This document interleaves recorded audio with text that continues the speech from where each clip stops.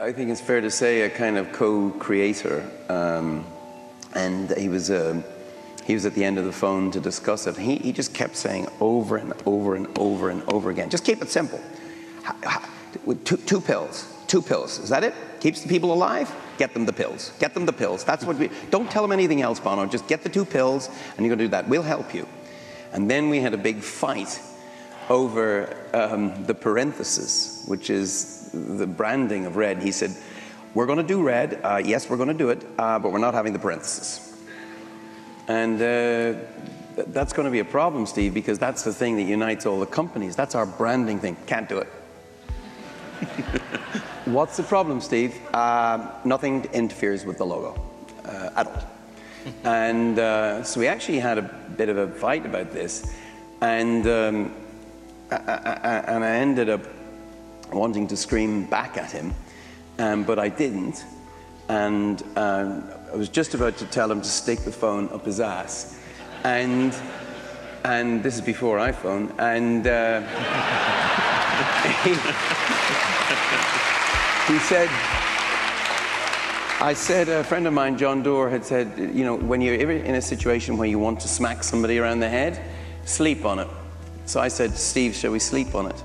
And he said, okay. And I wrote him this kind of long email, and he wrote back the next day, he called back the next day, and he said, okay, we're going to do the parenthesis for you. We're going to do the parenthesis, but never in an Apple store. And to this day, you will never see the parenthesis in an Apple store. While I was there and while I was witnessing this, I got a chance to see how Daniel lived and what it meant for him to be armless. And Shockey, his brother, or so I was told it was his brother, ended up we finding out that he wasn't a brother, he wasn't even related. He was just an amazing person, an incredible person.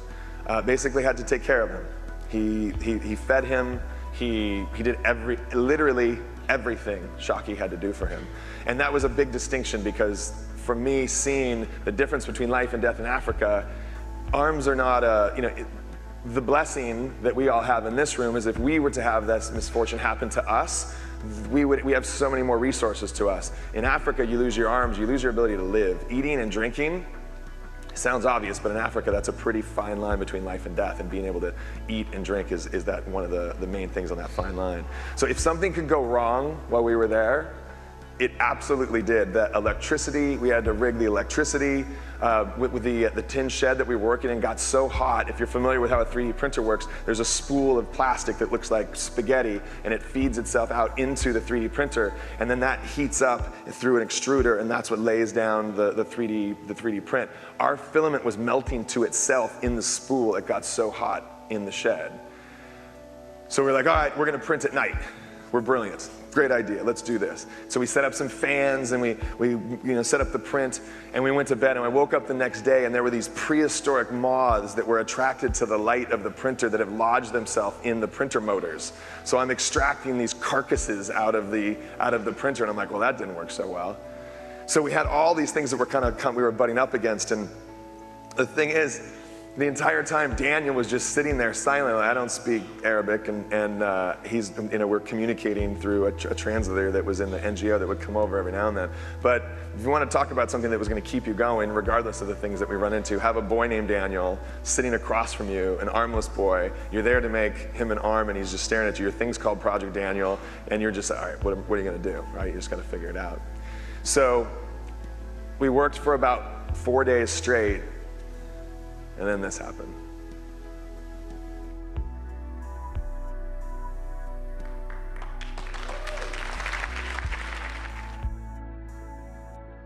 I heard this term used earlier, which is that architecture is frozen music. And as a lot of people have been flipping sort of catchphrases around a bit, which I think is a really good thing to do, especially when it's a cliche. So if architecture is frozen music, I'd rather say music is actually liquid architecture. And I tend to see everything around me as musical. And as you can probably tell, I steal relentlessly from stuff in the environment because I have to be in that turned on mode, as do a lot of you in your daily jobs. And it's kind of learning that actually in the same way that inspiration's all around you, music is in everything. Everything vibrates.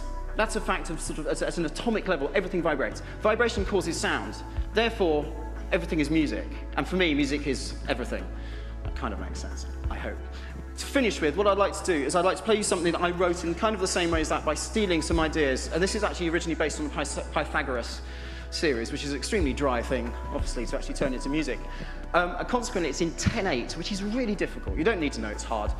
This piece is actually written for a friend of mine who's a mountaineer, and he kind of keeps sending me these photos of extraordinary death-defying situations. And whenever I think I'm having a hard day, I just open the laptop, look at what he's doing, think, my job's fine, I'm okay. I hope you like it. Thank you so much for listening to me. This is a piece called Final Day, which I wrote for Audio Network, which is meant to be played by full orchestra in Abbey Road, but I'm going to try and do it here just with a cello and some guitar tricks. So, see you at the end.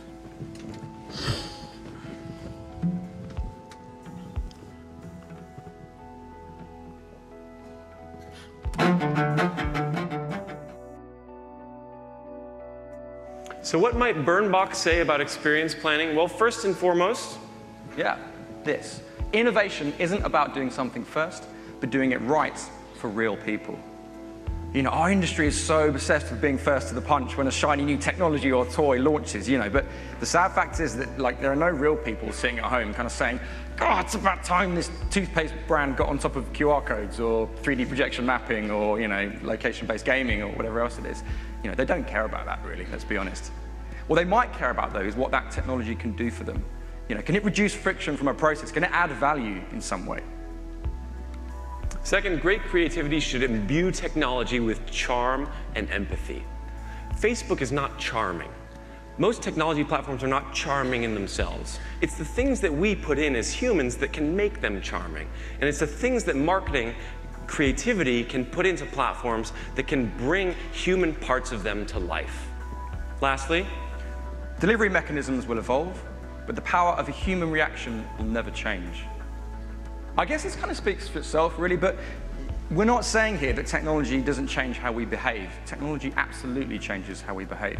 What I think we're saying here is that technology doesn't change our fundamental compulsion to react to an emotional experience and then share that experience with other people.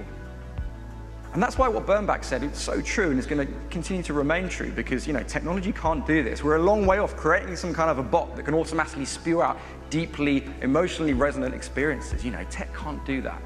But a great human creative idea can, and one that's actually powered by technology could potentially do it in a really incredible, transformational way.